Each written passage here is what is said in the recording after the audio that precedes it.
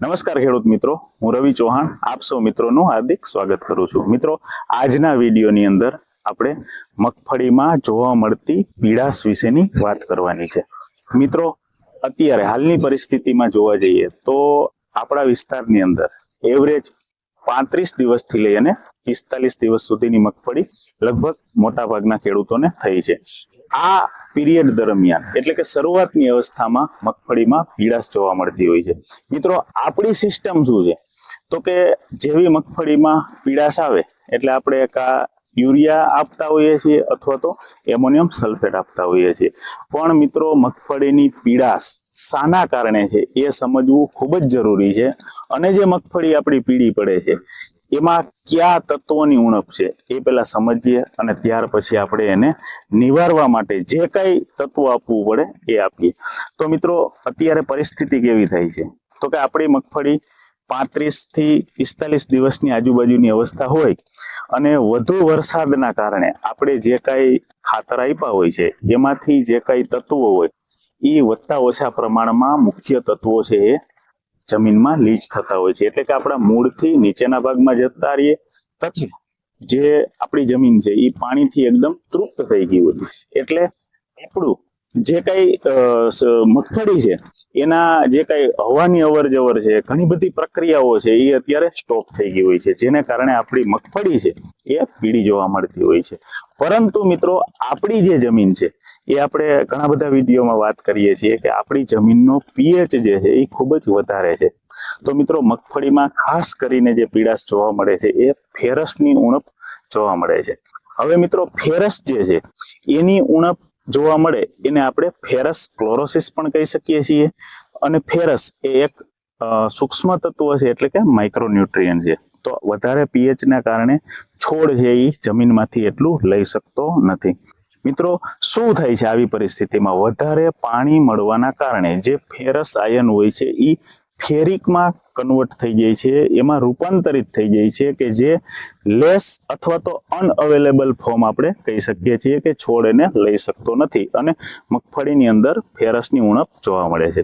હવે મિત્રો, મગફળીમાં ફેરસની ઉણપ કેવી જોવા મળે છે એ હું તમને બતાવું કે મિત્રો, જે ઉપરના કુમળા પાન હોય છે એની અંદર ફેરસની ઉણપ જોવા મળે છે। ખાસ કરીને મિત્રો, જે મગફળીમાં પાનમાં નસો હોય છે એ નસો એકદમ લીલી હોય અને એની વચ્ચેનો ભાગ પીળો પડતો હોય તો આ જે છે એ ફેરસની ઉણપના ચિહ્નો દર્શાવે છે। તમે અહીંયા પણ જોઈ શકો છો કે નસો લીલી છે, એની વચ્ચેનો જે ભાગ છે એ પીળો પડે છે। તો મિત્રો, આ ફેરસની ડેફિશિયન્સી એટલે કે ફેરસની ઉણપના શરૂઆતના જે કઈ સ્ટેજ છે તેના પછી ધીમે ધીમે નસો પણ પીળી પડતી જાય છે અને ત્યારબાદ આખું જે પાન છે એ ધીમે ધીમે ફીકું પડતું જાય અને સફેદ પડતું જોવા મળે છે। આ ફેરસની જે કઈ ઉણપ છે એની વાત કરી। ચોક્કસપણે આપણે જોઈએ અને ત્યારબાદ એને નિવારવા માટે તમે ફેરસ સલ્ફેટ પણ આપી શકો છો અથવા તો ફેરસ જે EDTA ફોર્મનું આવે છે ICL કંપનીનું એને પણ તમે અડધાથી લઈ અને 1 ગ્રામ 1 લીટરમાં નાખી અને સ્પ્રે કરી શકો છો કે જેથી કરી અને તમારા મગફળીનો પાક છે એમાં ફેરસની ઉણપ છે એ લાંબા સમય સુધી પાછી જોવા ના મળે। હવે બીજી વાત કરીએ કે મિત્રો, ઘણી વખત આપણી જમીન મગફળી છે તો એને વધારે પ્રમાણની અંદર સલ્ફર જોઈએ છે। તો મિત્રો, મગફળીમાં હવે આપણે સલ્ફરની ઉણપ પણ જોવા મળે છે।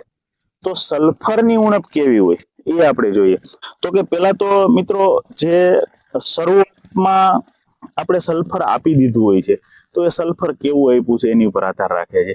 હવે એ સલ્ફર આપણે ડાયરેક્ટ સલ્ફેટ ફોર્મ વાળું ના આપ્યું હોય અને જે કઈ રૂપાંતરિત કરવા માટે જે કઈ બેક્ટેરિયા હોય છે એ બેક્ટેરિયાની મુવમેન્ટ એટલી બધી ના થઈ હોય જેને કારણે આપણી મગફળીમાં સલ્ફરની ઉણપ જોવા મળે છે। તો મિત્રો, સલ્ફરની જે ઉણપ છે એ પણ નવા પાનમાં જ જોવા મળે છે અને એ કેવી હોય છે એ હું તમને બતાવું।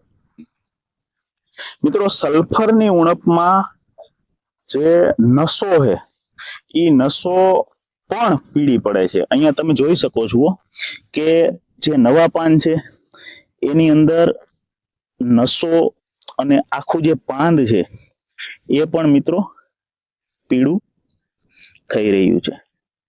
એટલે આ ઉણપને નિવારવા માટે તમે જે કાંઈ સલ્ફેટ ફોર્મ વાળું સલ્ફર છે તો એ તમે નાખી શકો છો. અને સલ્ફર પહેલેથી લઈ અને મગફળીને છેલ્લે સુધી જરૂરિયાત રહેતી હોય છે તો તમે ICL નું પોલીસલ્ફેટ પણ વાપરી શકો છો, કે જેની અંદર જે કઈ સલ્ફર છે એ ડાયરેક્ટ સલ્ફેટ ફોર્મની અંદર છે.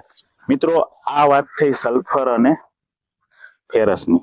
જ્યારે મગફળીની અંદર વધારે વરસાદને લીધે પ્રાઇમરી જે તત્વો છે એ વધારે લીચ થઈ ગયા હોય, મૂળથી નીચેના ભાગમાં જતા રહ્યા હોય છે, ત્યારે જૂના જે પાંદ છે મગફળીના, જે શરૂઆતમાં આવેલા પાન છે, ઈ જો તમને પીળા જોવા મળે તો હંમેશા નાઇટ્રોજનની ઉણપ હોય છે, તો તમારે ઉપરથી થોડોક નાઇટ્રોજનનો સ્પ્રે કરી દેવો જોઈએ.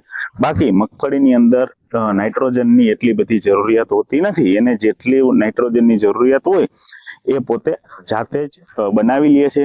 અને બાકી આપણે આ 3 નો ડિફરન્સ જોયો કે કેવી ડેફિશિયન્સી હોય, એટલે આપણા ખેતરની અંદર જઈએ, જોઈએ અને ત્યારબાદ જે તત્વની ઉણપ હોય એ તત્વ આપણે આપણા મગફળીના પાકને ઉપરથી સ્પ્રે કરીએ. બાકી મિત્રો, થોડીક વૈજ્ઞાનિક ઢબે જો આપણે ખેતી નહીં કરીએ તો કાયમી ને કાયમી આપણે ખર્ચો કરતા રહેશું, મહેનત કરતા રહેશું, પરંતુ છેલ્લે ઉત્પાદન ઉપર માઠી અસર પડવાની જ છે. તો આવી જ જે કઈ ટેકનિકલ માહિતી છે એ મેળવવા માટે અમારી સાથે કાયમી જોડાયેલા રહો. અસ્તુ.